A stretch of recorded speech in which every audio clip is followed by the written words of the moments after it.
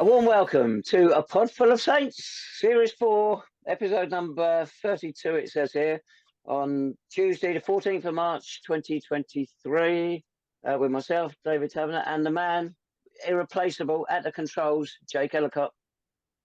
Come on, Dave, there's no need to lie, is there? Hello, everyone. Hope you're all well. Well, we've got to build your part up, Jake, because you've got no real connection to the club. Obviously, some of us have started for the reserves, whereas, of course, Lee Wood is related to a former City striker. And talking of Lee Wood, good evening, Lee. David, how dare you question the talents of Mr. Ellacott? We all know he's useless, but on this particular element, he is, as you say, irreplaceable. Yes, the City, for more experienced, longer-standing City supporters, Lee is related to Ron Wood. It goes back a year or two, Lee, doesn't it? Absolutely. Yeah, we'll do a bit on that one day. Right, in the meantime, we've got to concentrate on something not quite as cheerful as that. Last Saturday, David Noble's 27th league game as City manager and his 10th defeat, and our 142nd 3-2 defeat. These are the big statistics everybody wants. I thought the first half rather, was quite enjoyable. It was open, it was entertaining, it was error strewn on both sides, but that didn't change the enjoyment of it. And I thought David Noble had gone with an attack-minded side, and up to half time, we're leading 2-1. It was okay, wasn't it? What do you make of it, Lee? Well, mistakes, as you say, you know. Looking back at the highlights, you get a real feeling of just how bad they were. McKenna sold very short in the lead up to the penalty. McConnell lost the ball, albeit not particularly dangerous area, for the second. And the third, I think McKenna probably could have done a bit better. But other than that, I mean, I was speaking to a few of the lads as well. You know, they said it was just individual errors. First half played well, second half not so much, and it's mistakes that are going to kill you. And unfortunately, I think we're seeing flashes of players' performances under Allinson in terms of the way they're letting the players down, they're letting themselves down, just for individual mistakes, really. Well, that first goal, I wouldn't blame Joy McKenna in the slightest. It was a pitch. He got done in by that pitch. It's probably all over. We know that. And he went to play it, and it just bounced up, so it come off his shin. Nothing he could do about it. He's been very, very lenient there, Tavs. Well, what can he do? It bobbles. It won us promotion a few years back when the ball bobbled over the Biggleswade goalkeeper. I think the key thing for me is Berry's reaction. Now, McKenna knows the pitch is bad. He just got to put a bit more on it. You can see by Berry's reaction. He said, give it, come on, what are you doing there? You know it's going to play badly. Just give it a bit more. And I think... But you don't know when it's going to bobble, Lee, do you? Say again? You don't know when it's going to bobble. No, but chances are you should read... No, but you have to read the pitch, don't you? I mean, listen, it's good players making bad mistakes, and Nobby alluded to himself in the post-match. You know, you can't all lump on Nobby, but I think it could have been prevented maybe. What do you make of it, Jake? Yeah, I think for me, I sort of side with Lee, especially at the time. My initial reaction was, "Oh my God, what's Joy done here?" But I think the pitch is definitely a factor that is worth mentioning. I think especially that end and that side of the pitch. You know, quite a few games this season we've seen, especially Tafari Moore really struggling when he's been attacking down on that side. So I think it's a combination of both.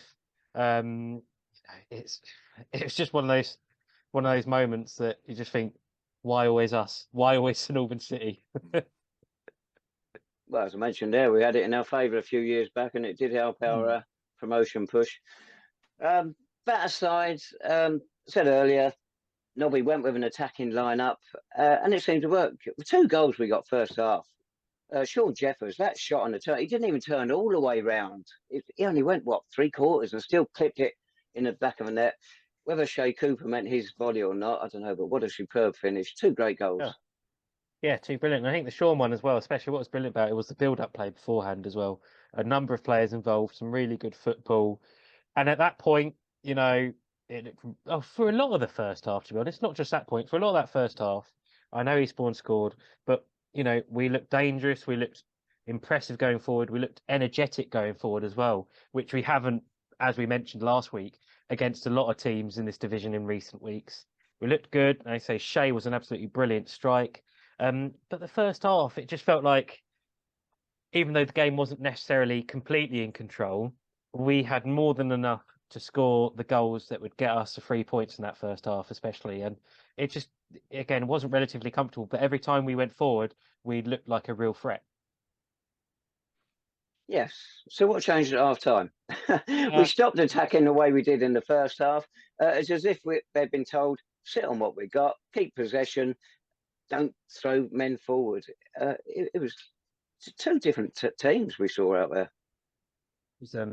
I can't explain it. It was absolutely bizarre, wasn't it? I don't know if it was that. I mean, we could probably give Eastbourne some credit. They probably shifted things around tactically a little bit at half time. We know that they're a decent side. Sorry, Danny Bloor is a decent manager at this level. They're no mugs. I don't know if we just weren't prepared for Eastbourne to come out at us, or I don't know what. But I think that the thing for me was going forward, we just didn't look as threatening as much, did we, at all? I mean, for a lot of that second half, and I just don't know why. Really, it's very difficult for me to explain without being inside that dressing room at half time or inside the mind of David Noble or on the touchline. Because I know for myself and a lot of fans behind the goal, it was a very, very frustrating second half. It's interesting. You made an earlier comment, Lee, about almost a throwback to Ian Allenson days, some of the errors that happened in the first half and whatnot. And I felt the second half we did play not to lose possession, and we get forward and we go back again, and we kept going back and we kept going across. So the threat from the two wing backs totally disappeared. The forwards had very little to feed on. Substituting Shaun Jeffers, well, it wasn't his fault. He wasn't having chances. They weren't being created. We'd stopped attacking in the way we had done in the first half. We come on to that substitution in a minute, no doubt, because it made no sense to me whatsoever. I just felt, Jake, we did become more reliant on just keeping the ball, and that was it. And as you said, Eastbourne probably changed their ways a bit as well, but they're not that bad a side. No, they're not. And I think the disappointing thing for me, as I mentioned just then, was that first half we did look attacking, we did look dangerous, and we looked like we could cut them through.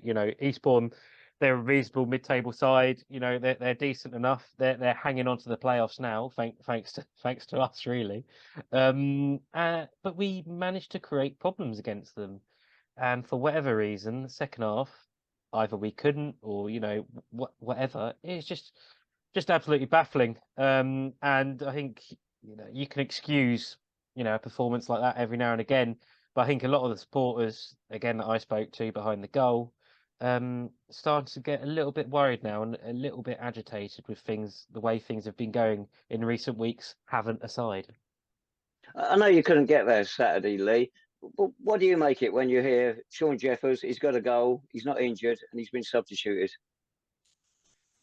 Can I ask a question of you, Tabs? Because the thing is, we've known each other for 30 odd years. We've worked together on the programs, we've worked in the local media. I've got to put some context in this, so just bear with me. Every Saturday, after every single game, Dave painstakingly puts together a marvellous report of his take on the game, mixed in with historical relevance. There's some ridicule in there, but on the whole, it's really enjoyable stuff to read. And those lucky enough to obtain that in their inbox on a Sunday morning, they enjoy it. So I think that's where we need to be. So, Saturday, you did the exact same thing, and I was reading this. And the opening gambit, I think we can all agree the honeymoon period is certainly over for David Noble.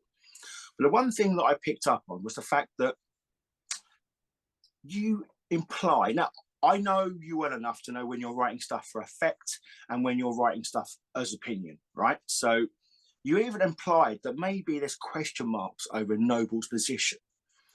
Now, nothing to do with the fact that him as a person, I'm talking the wider scenario. And we had this conversation ongoing throughout the weekend with a few of my mates who are City fans. They're saying for all the gung ho bluster and the goals and we're still scoring goals, by the way, which wins games, right? Let's not forget that. Are we in a better position now than we under Nobby than we were with Anderson? Let me tell you where I am. I'm very much team Nobby at the minute. I think there's a couple of absolutely atrocious results, but performances on the whole have been 10 times better than what we had under Ian.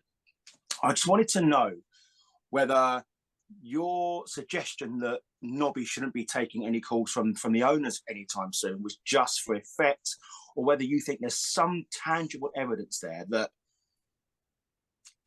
2 or 3 more results like this, and maybe the decision has got to be asked. No, that was a reference to the referee on Saturday was Kirsty Dole, isn't it? Yeah. She only done one other game for us this season. That was away to Braintree Town, and that ended up being Ian Anson's last game. So because we lost again with her under control last Saturday. But it was yes, okay. I saw that, but reading between the lines as we're going through, there are, discrepancies. There are suggestions that all is not well. Obviously, after a result like that, it's never going to be tickety-boo. But I think there is a question to be asked. Is there not? That are we any better off under Nobby than what we are under Ian? Bearing in mind that he's got the same players to work with, and when Nobby took over, there was a monumental shift in attitude and application as well. Are they now sort of slipping back into their old habits, or is it just a case of, unfortunately, another bad defeat put on the back of some individual errors? 4 defeats in 5 games, 1 win in 6 games.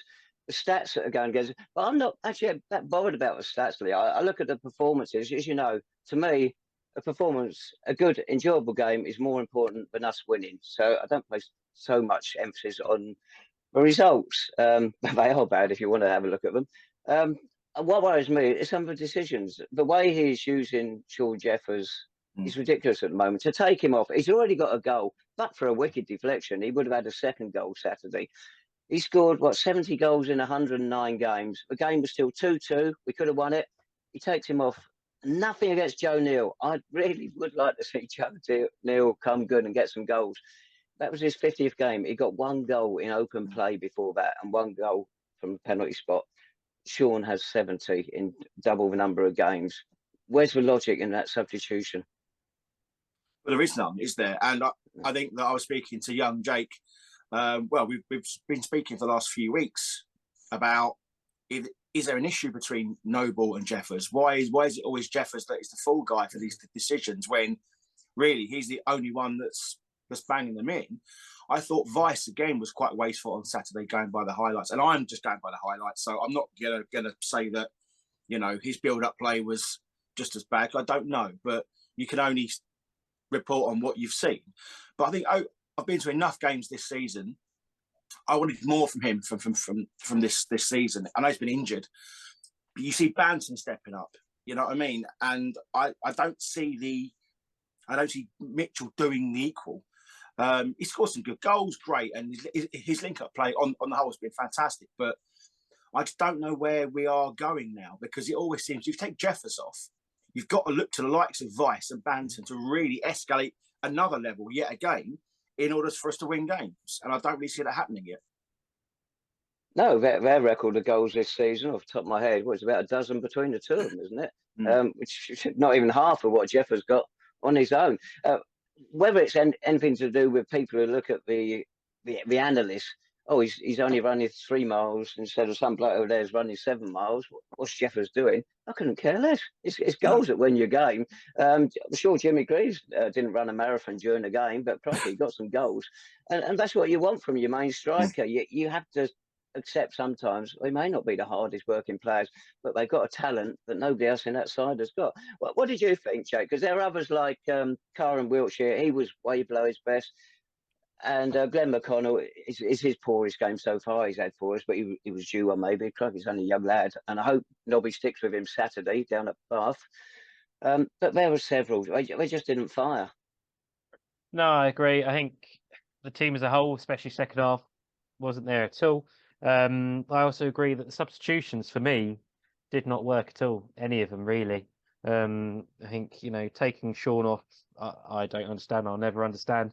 To think about other previous City strikers, in the more modern era, did Jarrett Giuffano, Louis Fiofanis, John Frendo, did they do a lot of hard work? Not all the time. Sometimes they did, sometimes they didn't, but they were consistent goal scorers and they would score at important times. And if you're taking off Shaun Jeffers at a time that you need a goal to win, you're struggling there, aren't you? And I think as well, like we saw, the bench on Saturday was not strong at all. There wasn't many options on there apart from say the likes of Joe Neal.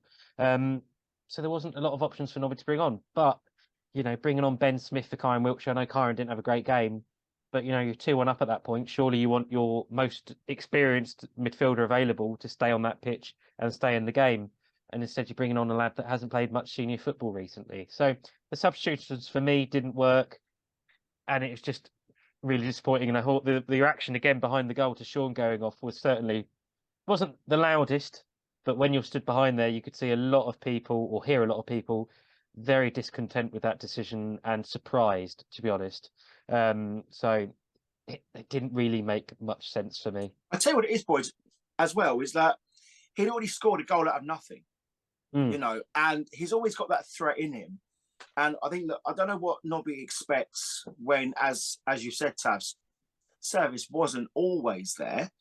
But the fact that he's already scored out of nothing as well, Jake said, we're chasing the game. Nobby's got a lot of things right this season so far, but at the minute, I think they're being outshadowed by the results, by the things he's got wrong. One thing I disagree with you there, Jake, you might want to have another think about it. Ben Smith, when he came on, I thought he was terrific. When he came on at right back early in the season, or right wing back, wherever it was, you sang his praises then. He came on more in the middle of midfield last Saturday, and he was playing some lovely balls around, and I thought this could really look good. And I thought he made us look a lot brighter, actually, when he came on. He did really well. Interesting. I don't necessarily agree with that, but that's fair enough. I think what I would say is I didn't particularly understand taking Kyron Wiltshire off then when you are leading. He is a player that can win tackles and win things in the middle.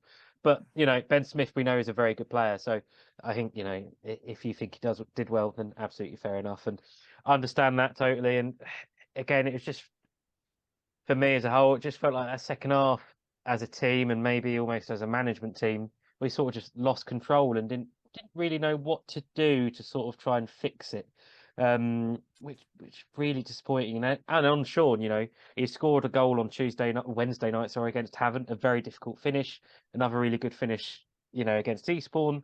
Surely you want him on the pitch as much as possible to get these goals that pop up out of nowhere, especially when you've got Mitchell Weiss on there, etc. And I say Joe Neal, when he came on, I'm struggling to think of, did he actually get many touches of the ball after he came on? And that's not necessarily his fault. But he just It's a little bit his fault, mate, to be fair. Just wasn't able to have any sort of impact. And you've got to leave Shaun on the pitch for me. Absolutely 100%. I think we're all in agreement there. We don't want to make it the Shaun Jeffers show every week. But in the post-match interview, it would have been nice if we'd been given a proper reason as to why he took him off. And all we got was try something different. Yeah, we'll take a 70-goal striker off, put a 2-goal striker on, if you like. But that's certainly trying something different. Variety is the spice of life, David. Isn't it just? Do we write off our playoff bid now, or do we looking at our current run, or have we still got the ability there to turn it round? I think we have. Yeah, absolutely. And the results mostly went our way on Saturday as well. I think that's the most annoying thing, is if we'd managed to hold on and win that, it'd only be a point outside. Of course, there's games tonight. We're recording on Tuesday the 14th, so we'll see where we are then. But we have games in hand on most teams around us. And as we saw at Havant, that's, literally 6 days ago, we put in an absolutely brilliant performance and secured an important win. So we can't rule out our playoff bid just yet, can we? I think you'd be silly to. But, as we said earlier, the honeymoon period is over now, and the players really do need to dig deep now to try and get that top 7 finish. because a couple more results like that, and it could easily be out of reach. Well, of course, we've let Eastbourne back in the hunt now, getting that playoff place. They're now, what, 4 points adrift of it. They played a game more than us. And another side we got on Saturday, they could go above us tonight, as I think we've mentioned. Bath City are home to Dulwich Hamlet, place we used to hate going to Twerton Park. Now we love it. We won, what, the last 3 down there. And we're going to have to win there. We've got to pull them back, particularly if they do beat Dulwich tonight, who have shown an upturn in fortunes as well. 2 wins in the last 3 under Hakan Hayrettin. Always enjoyable trip going to Twerton Park. Lovely part of the country, a good old-fashioned ground. Are we going to win? Well, I mean, our away form over the whole season is a lot better than the home form, isn't it? So that's one positive. I think someone was saying, I think Colin maybe said, based on home form alone, we're second, and based off of away form, we're second, and home form, we're somewhere in the bottom 6 or 7. So, away from home, you've got to love it. Well, your Bath have hit form lately. What are they? Unbeaten in 4, I think, and only conceded goals in 1 of them, 1 defeat in 7, something like that. They've only won about 2 or 3 of the last 12 at home, so they're still working to put that right. And with our record down there lately, last few years, no reason why we should go there thinking that we are in a bad run. We can be positive about this, and I hope it's reflected in David Noble's side. I hope he doesn't go there thinking we can get a draw out of this and maybe pinch one. I hope we go there with the aim of winning it. Yeah, we've got to play our strongest team, haven't we? Strongest team, best attackers, go out there again. I hope, the attacking areas, I hope we do see our best players out there. I don't want to see Shaun Jeffers on the bench like Dulwich again. I can't be dealing with that again. Oh, please no. We've like Lee said earlier, we're scoring goals. Defensively might be a little bit worrisome at the minute. And if that's the case, then just go out there and get the goals. That will get you the 3 points. My main concern, sorry, Lee, yeah, go on. I've just said my only concern is that I'm not going by the post match and Noble's reaction. I'm not entirely sure he knows how to reset the team at the minute. I just don't know what the answers are. I mean, these players have produced some magnificent stuff under him, and it's just all of a sudden it's just fallen off. And I think it's very easy for us to get carried away, but don't get too low because, as you say, we're still in the mix. It could have been a whole lot better, no doubt. But I just don't know whether he doesn't strike me as a sort of person at the minute who's got the answers. And I think that's the concern. He is just as confused as into which City team is going to turn up on a Saturday or a Wednesday or Tuesday than we are. So at the minute, I think he's sort of doing it sort of on the on the run. And Bath is a place where we can go. We've been there before and won, but I think form at this minute in time when we're leaking goals, I don't really think that accounts for much at the minute. We've got to take each game on face value, whether it's home or away, and just play what's in front of us.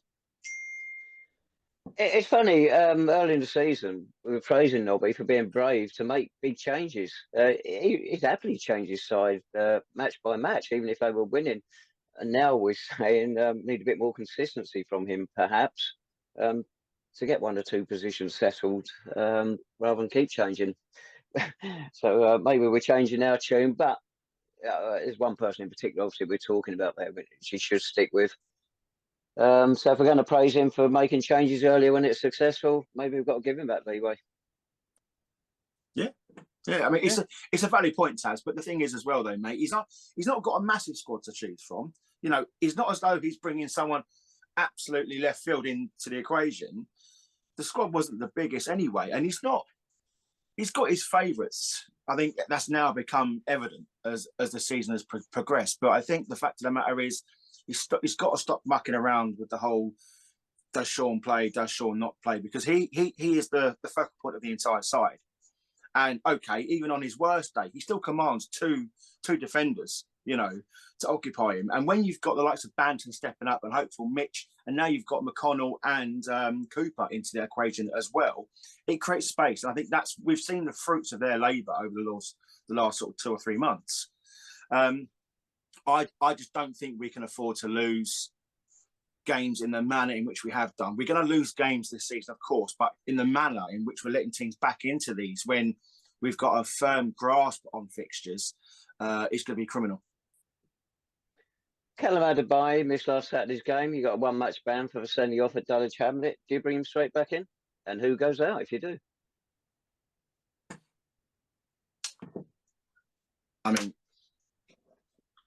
it's one of those, isn't it? But they've all played fantastically well in patches. Adebayo's played well. McKenna, in my eyes, didn't have a great game on Saturday, but he's been fantastic for the last few months. The Trollio, he's been dropped. They've all been dropped, and I wouldn't have any problem with any one of those fitting in the spots. I think it's just a matter of it's up to Noble now to get the right balance. You know, he's got to assess everyone individually and partnerships, and they look at, you know, all those small little wins that they're going to be needed on the pitch. I don't really think if Cal comes in, no problem for me at all.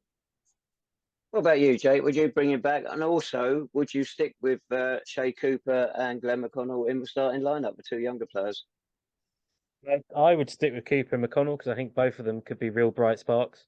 As we saw at Havant. Adebayo, I probably would bring him in. I like Callum. I think he's a good defender. I think he gives a good commanding aerial sort of experience at the back there as well, which sometimes we do lack. But as you say, it's difficult to say. You know, all the defenders have played really well for us this season at certain times. I think in recent weeks, all of them have had their dodgy moments, maybe apart from arguably Detrolio, I guess.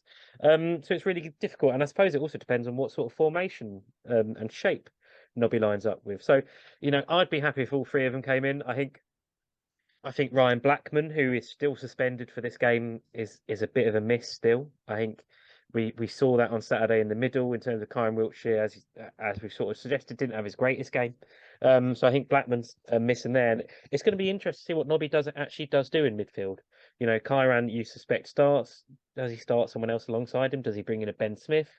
What does he do? Because we saw that Nobby wasn't afraid to drop Kyran at Havant, so it'd be interesting to see what he does there. But this week, certainly, you know, he's got 2 training sessions, Nobby, and he's got a lot of thinking and planning to do in those 2, because there could certainly be some change to this team if he wants to sort of try and freshen things up and kickstart again. And Lee, I think you mentioned earlier about does Nobby know how to kickstart this team again? I think that's the very annoying thing, isn't it? About after Havant, we all felt like it could be that could be that springboard. Go again now, fresh start, lads.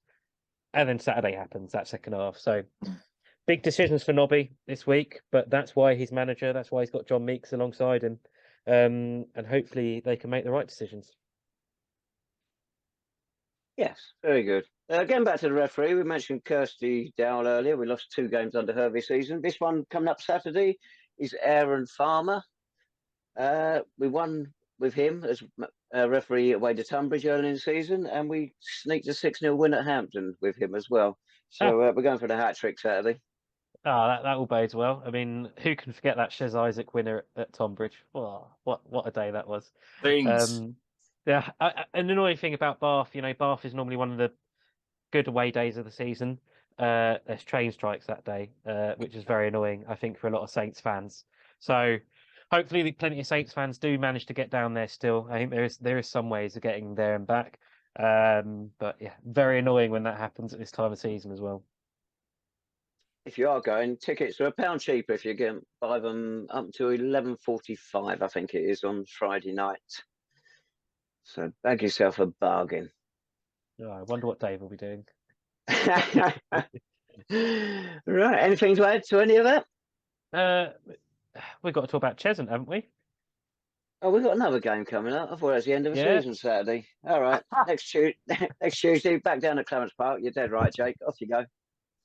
Yeah, Cheshunt at home. And annoyingly, another team that have suddenly turned into form.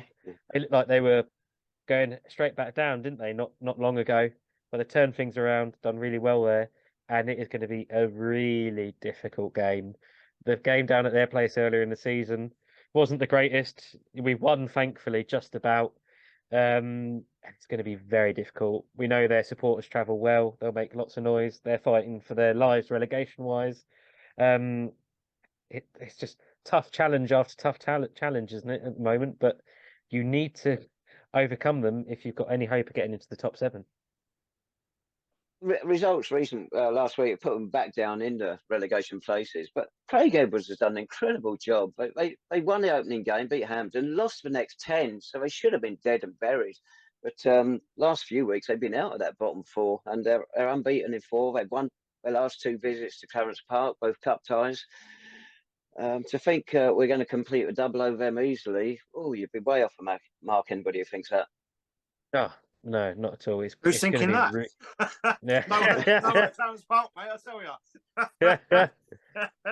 Yeah, it's going to be really difficult. They've had a lot of squad changes, I think, this season. I think that's sort of the catalyst to sort of giving them a bit of hope. So it's going to be a totally different team to the one we faced earlier in the season. So I'm not looking forward to either of these games, I'll be honest. Both of them are going to be real challenges. Oh, I'm looking forward to them both. Our favourite away ground and Hertfordshire derby. Good grief, Jake. What more could you possibly want? Well, you have low expectations, Dave. Yes. Okay. Oh, did you mention about train travel? We had this interesting thing turn up the other day. There we are. That's in the days when this country had a train service. It's Dulwich supporters coming to Clarence Park, November 1922. About 900 or something of them turned up. Ridiculous. Oh, happy What's that days. tap? You're just waving it in front of the cameras, though. We're supposed to know what it is. It's a flyer advertising the train journey from Dulwich to St Albans, November 1922 for the FA Cup tie. It's a 1-1 draw. George Amiga scored for us. Edgar Carr scored for them. The replay the following Wednesday at Champion Hill. It's an 8-7 game. Billy Minton got his 7 goals. So that's why. Is that another one of your recent eBay purchases, my friend? Tragically, yeah. Money flowing out the door at the moment. Would it be right suggesting that you've got half all that behind you is eBay purchases or stuff you've acquired over the course of your tenure as club historian? Or well, the shirt's of Fat Boy when he got extradited to Scotland, but behind that, what you can't see is the scrapbooks going back from 1935 and the programmes from 1935 over there. They're out of sight at the moment, but yes, behind me is the library, Lee. Some programmes are better than others, I dare say, David. Oh yeah, back in the 1920s, yeah. Oh, very good. For those watching, listening, Dave sent me a very interesting email this week about a breakdown of Jake's and I's predictions over the course of the season. Nice. I won't lie to you, pod watchers, it was rough. It was rough to look at. I think Jake's on 1 correct score. Definitely. But I'm streaking ahead with a mighty 4. And this is why this team is going to ruin our predictions, because we don't know who's going to turn up. You know, we've got the all-conquering Worthing-esque goal bangers that are Saints, or the capitulating Kings. But I mean, I don't know, boys. You're going to say to me now, what are your predictions for next 2 games? I don't really know. I don't really know, because it could be anything. It could, but you got 3 games to play with, because he's not going to catch up, is he? Let's face it. It could take him about 5 years to get those back. You know, anyway, do you want to have a go for Saturday and Tuesday? Why not? Go on then, go for it. I'm going to err on the side of caution, I'm afraid, boys, and I'm going to go for a 1-1 draw at Bath. I just, given the form we're in at the minute, we're still scoring goals, which is great, but I just think a draw is the thing we're going to be looking at on Saturday. And Tuesday? I think we're going to win Tuesday, basing this purely on hope for anything else. I'm going for 3-1. Oh, can you match that, Jake? Well, I mean, worryingly, some people do say I don't know much about football, and that sort of those prediction. That's everybody you know. Yeah. Yeah, seems to agree with that. I'll do the opposite. Actually, I think we'll win at Bath. I think we'll win 2-1 Saints. And What then score, mate? Sorry. 2-1 Saints. 2-1. And then Cheshunt, I think, will draw. Actually, I think 2-2. Okay. Both of you predicting another 4 goals for the mighty Saints. Goals aren't Oh, the problem, mate. You're stopping them going in. That's where we're a little bit short at the minute. Yeah. Yeah. Very true. All right. Okay. Right. Are we done? I think so. we are. I think we are. Thank God for that. At a Pod for the Saints on Twitter, email as well. Thanks to everyone that watched last week's episode as well. That did really, really well in a short amount of time. So thank you all again. And yeah, we'll speak to you again next week after the Saints have 6 points. See you again soon, everyone. Bye-bye. See you at Twerton Park.